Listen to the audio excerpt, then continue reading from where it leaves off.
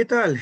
¿Cómo están, queridos alumnos del quinto grado de secundaria de nuestra institución Genes? Todo un placer, todo un gusto estar con ustedes en esta oportunidad a través de esta plataforma, poder seguir inquiriendo, seguir aprendiendo, en el caso nuestro, el curso de literatura.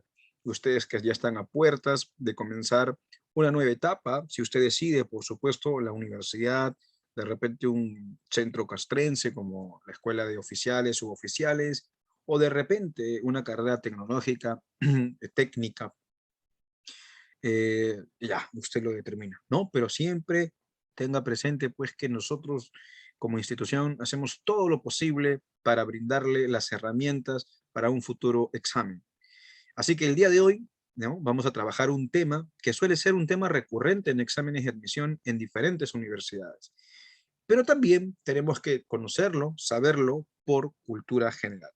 El día de hoy, queridos alumnos, vamos a trabajar el tema de Romeo y Julieta, la primera parte. Vamos a hablar acerca de esta gran obra. ¿Quién no ha escuchado hablar, pues, de Romeo y Julieta, cierto?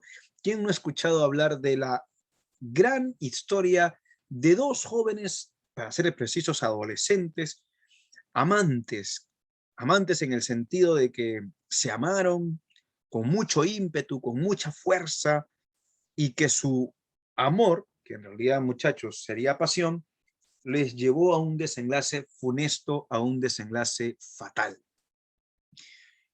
Romeo y Julieta es una tragedia que fuera escrita por el gran escritor, el gran dramaturgo inglés, el padre del teatro inglés, William Shakespeare, conocido como el Cisne de Avon, o como lo llamaban en su época, Sir William Shakespeare. Romeo y Julieta, muchachos, vamos a seguir en nuestra pizarra, ¿ok? Romeo y Julieta, chicos, fue publicada el año de 1597, es decir, a finales del siglo XVI. Es una obra teatral que va a ser publicada eh, a finales del Renacimiento. A finales del Renacimiento, casi cerca ya al Barroco. Esta obra, muy posiblemente se haya escrito en 1591, es decir, 6 años antes. Vamos a comenzar a analizar Romeo y Julieta. Romeo y Julieta es una obra teatral, le vine diciendo. Entonces, en ese sentido, estamos hablando de una obra que pertenece al género dramático. Todas las obras teatrales, no te olvides, todas las obras teatrales sí o sí pertenecen al género dramático. Eso tengo bastante presente. Por otro lado, dentro del género dramático existen diferentes especies, como la tragedia, la comedia, el drama, ¿cierto? El auto sacramental, la zarzuela. Romeo y Julieta, ¿qué especie es? ¿O qué subgénero es? Ah, es una tragedia. Profesor, ¿y por qué Romeo y Julieta es una tragedia? Romeo y Julieta es una tragedia, muchachos, porque representa, ¿cierto?, acciones, hechos trágicos, funestos, eh, vamos a llamarlo así, que implican sufrimiento, dolor, muerte. En la obra Romeo y Julieta hay más de una muerte, ¿no? Al final sí, mueren los dos protagonistas, mueren los dos personajes principales, tanto Romeo como Julieta, ¿no? El desenlace es funesto, el final es funesto. Entonces, en resumen, Romeo y Julieta es una obra teatral, pertenece al género dramático y su especie es la tragedia. Las obras teatrales, ok, van a ser divididas en actos. Si una novela, es decir, ¿no?, un texto escrito extenso, una novela, se puede dividir en capítulos, ¿cierto? Las epopeyas se dividen en cantos. Las obras teatrales se suelen dividir en actos, ¿ya? Los actos se subdividen en cuadros y escenas. Ahora, Romeo y Julieta está dividida en 5 grandes actos. ¿Ya, muchachos? 5 actos contiene o componen, estructuran la tragedia Romeo y Julieta. Esta obra está basada en un cuento italiano que titula Dos amantes que murieron, uno de veneno y otro de tristeza. ¿Quién escribió ese cuento italiano? Matteo Bandello. A ver, te explico esto. La semana pasada estudiamos nosotros, muchachos, las características, ¿no? Un poco de la biografía y las características de William Shakespeare. Y una de las características de William Shakespeare era que Shakespeare no era un creador, sino un recreador en el caso de las obras teatrales. ¿Qué significa esto, profesor? ¿Qué significa ser un recreador? Es decir, que William Shakespeare no inventó, no creó de la nada sus obras dramáticas, o la gran mayoría de ellas. Son obras que están inspiradas, basadas en otras obras que él ya había escrito, ¿cierto? Son obras que ya están basadas en obras que él ha escrito. Por ejemplo, Romeo y Julieta, como lo estamos viendo aquí, estaba basada o estuvo basada, ¿ok? O está basada en un cuento italiano de más o menos 1300 y tantos. Este cuento que titula Dos amantes que murieron, uno de veneno y otro de tristeza, aunque algunos lo llaman Los amantes de Verona, fue escrito por Matteo Bandello. Evidentemente fue escrito en el idioma italiano, pero luego Arthur Brooke, o Broque, como quieras pronunciarlo, lo traduce al inglés y lo publica en Inglaterra. Y Shakespeare leyó esta historia y dijo, esta la voy a llevar al teatro. Y la llevó al teatro, le hizo algunos cambios y le cambió además también el nombre, ¿no? Lo pasó de texto escrito a obra teatral y le puso el nombre de Romeo y Julieta. ¿Ok? O en castellano es así, ¿no? En inglés es, bueno, tú sabes más inglés que yo, ¿no? ¿Cómo se pronunciará? ¿No? Romeo and Juliet, algo así, ¿cierto? O en Julien, ya tú más dominas mucho más el inglés que yo. Listo. Entonces no te olvides, Romeo y Julieta es una obra que está basada, inspirada en el cuento italiano medieval, Dos amantes que murieron de veneno. Perdón, dos amantes que murieron, uno de veneno y otro de tristeza, del gran Matteo Bandello. Escenarios. La historia, ¿dónde se desarrolla? La historia de Romeo y Julieta, chicos, se desarrolla, ¿ok? En dos escenarios. El escenario principal es Verona, ¿ok? El escenario principal es Verona, una ciudad italiana medieval, la Verona medieval. Y en Verona hay un príncipe que es el príncipe Scalus, o algunos lo llaman el príncipe Scalo. Bueno, en Verona, ¿quiénes viven? En Verona viven los Montesco, viven también los Capuleto y evidentemente muchas más personas. Pero las familias más ricas, las familias más poderosas, van a ser tanto los Montesco como los Capuleto. Y, oh, sorpresa, ambas familias se odian. Ambas familias se odian. Y, oh, sorpresa, ambas familias solo tienen un hijo. O sea, estas familias bien poderosas, ¿no? El señor Montesco y el señor Capuleto solo tienen un hijo, Romeo. El señor Capuleto y la señora Capuleto solo tienen una hija, Julieta. Y, oh, más sorpresa, ambos únicos hijos se enamoran, que son además hijos de familias enemigas. Ya vamos a ver la próxima semana el desenlace, el desarrollo y desenlace de esta historia. Ok, entonces el escenario principal es Verona. Pero también hay un escenario pequeño, ¿sí? Hay un escenario pequeño o un escenario que no se desarrolla mucho, que no se emplea mucho, que es Mantua o Mantua, algunos lo llaman así. Mantua es un escenario secundario en el sentido de ¿qué? En el sentido de que cuando Romeo, en la obra, ¿no? En la historia, Romeo mata a Teobaldo. Y había una orden real o una orden del príncipe que decía, aquel que genere disturbios, ¡ja!, lo vamos a matar. Así que mejor es que se vaya. Y Romeo huye de Verona y se va a Mantua. Ahí se exilia Romeo para que no lo puedan matar. ¿Ya? Ya te vamos a contar la historia la próxima semana. Tranquilo, no comas ansia. Bien, la obra también emplea el coro para introducir al espectador en la obra. Si ustedes, por ejemplo, ven la obra de Romeo y Julieta, ustedes van al teatro, se sientan a espectar la obra, ¿cierto? Y en la obra aparece primero un coro, ¿no? Es decir, personas que con ligeros cánticos presentan la historia de Romeo y Julieta con la finalidad de introducir a usted, que es el espectador, ¿ok?, a la historia. En la obra también, ¿ok?, vamos a tener personajes aristocráticos como personajes populares, por supuesto.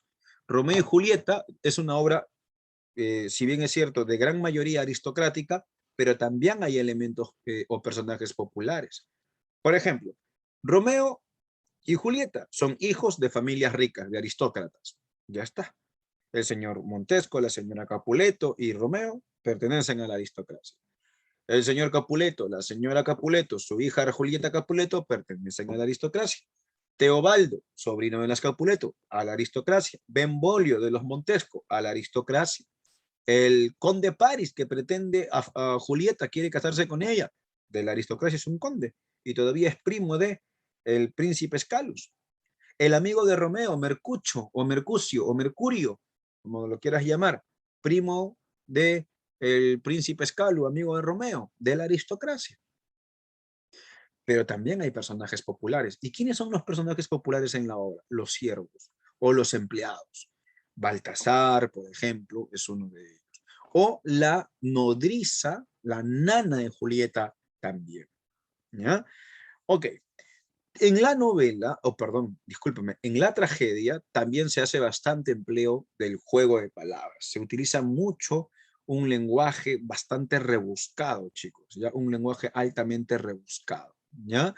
También se combina la prosa y el verso. Romeo y Julieta, formalmente hablando, recuerda que estemos analizando ahora, o ten en cuenta que en esta clase estamos analizando el fondo y la forma de la obra, ¿ya? ¿Cómo es el lenguaje? El lenguaje es refinado, culto, rebuscado, pero la expresión es en prosa y a la vez también en verso. Es decir, Romeo y Julieta combina verso y prosa, ¿ya?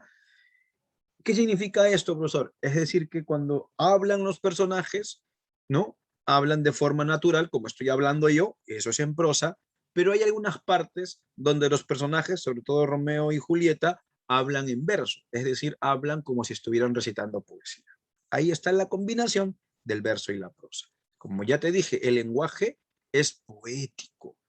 Claro, estamos ante una tragedia de carácter amoroso o de temática amorosa. Esta tragedia es una tragedia de temática amorosa. Por eso, pues, que el lenguaje es altamente poético, ¿ya? Es altamente poético. En la obra, Romeo y Julieta, muchachos, sobresale el empleo de la figura literaria llamada metáfora. Es una de las figuras literarias que más se emplea en esta obra. No es la única, pero es la que más se emplea, ¿ya? Esta empleación o este empleo del lenguaje, de la metáfora, perdón, hace uno, que el lenguaje sea más poético y dos, hace que la obra ya tenga ciertas características barrocas. ¿Ya, muchachos? Uso de palabras cultas y arcaicas. Esta también, esta característica de las palabras cultas y antiguas, arcaicas, también es una característica del barroco. Es decir, que Romeo y Julieta, que si bien es cierto, es una obra renacentista, pero ya evidencia algunas características barrocas como el empleo de la metáfora y el lenguaje rebuscado. El ambiente en el que se desarrolla la obra es un ambiente urbano. Verona es una ciudad, ¿ok? En la obra no se respetan, muchachos, no se respetan las unidades aristotélicas. Y aquí hay que recordar las primeras clases. ¿Cuáles son las unidades aristotélicas? Bueno, Aristóteles, el primer teórico literario en la historia, en el primer libro de teoría literaria, escrita por Aristóteles justamente, Poiesis o la Poética, Aristóteles cuando habla de la tragedia, él dice que una excelente tragedia y por ende una obra teatral será perfecta si y solo si mantiene las tres grandes unidades, la unidad de espacio, tiempo y acción. Espacio, tiempo y acción, o tiempo, espacio y acción, o acción, tiempo y espacio, como tú quieras acordarte. Bueno, ¿en qué consiste el espacio de tiempo? Que la historia de la obra no debe pasar de un día. Toda la historia debe durar un solo día. ¿En qué consiste el espacio? que toda la historia debe desarrollarse en un solo escenario. ¿Y en qué consiste la acción la unidad de acción? Que la obra debe girar en un solo tema, en torno a un solo tema, ¿no? Los actos deben girar en torno a un solo tema. Bueno, Romeo y Julieta no cumple estas unidades, la altera. Un ejemplo, en el caso del espacio, es que el escenario mayor, el escenario principal es Verona, sí, pero es casi toda Verona, porque está la plaza, luego está la casa de los Capuleto, la habitación de Julieta, hay más de un escenario, ¿te das cuenta? Ve luego Mantua, a donde huye Romeo, el espacio se altera, o la unidad de espacio se altera. También se altera la unidad de tiempo. ¿Por qué? Porque la historia no se desarrolla en un solo día, se desarrolla en mucho más de un día. Otra, eh, otra alteración van a ser las escenas violentas. Claro, chicos, los antiguos griegos, los antiguos dramaturgos griegos, no representaban actos violentos en sus obras teatrales porque consideraban que estos actos violentos eran agresivos en contra del público. Por esa razón es que ellos no representaban, ¿no? Profe, pero en Edipo Rey, que es una obra clásica, Edipo Rey se saca los ojos, profesor, yo he visto la foto de tal libro, o Yocasta que se ahorcó, maestro. Estos actos no van a ser actuados en escenario, sino que la voz del coro nos comunica qué hizo Edipo y qué hizo Yocasta. Yocasta se suicidó ahorcándose con sus propios cabellos y Edipo se extrajo los ojos. Pero eso se comenta, se sugiere, mas no se representa. En el caso de Romeo y Julieta no ocurre ello. ¿Por qué? Porque sí se va a representar las escenas violentas. Vamos a ver cómo Teobaldo mata a Mercucho, luego Romeo mata a Teobaldo, luego Romeo mata el conde Paris, luego cómo Romeo se suicida y luego cómo Julieta también se suicida. Sí se representan los actos violentos o escenas violentas. Los personajes en Romeo y Julieta, ¿ok? Tanto Romeo como Julieta, estos dos personajes van a ser arquetipos de la pasión juvenil. Esto ya los habíamos visto, ¿cierto? Lo habíamos visto en la clase pasada. Habíamos visto que Shakespeare creó arquetipos humanos y justamente Romeo y Julieta son el arquetipo de la pasión juvenil o del amantes desventurados, ¿no? Es una de las obras más representativas de Shakespeare, es cierto. Sí, muchachos, es una de las obras más representativas de Shakespeare, además de Hamlet y Macbeth. De hecho, la más famosa es Hamlet, o la más culta, pero Romeo y Julieta es la más popular, ¿no? Fue muy conocida en su época, fue una obra que en su época pues tuvo mucha fama, ¿no? Y Shakespeare ganó bastante fama en su época.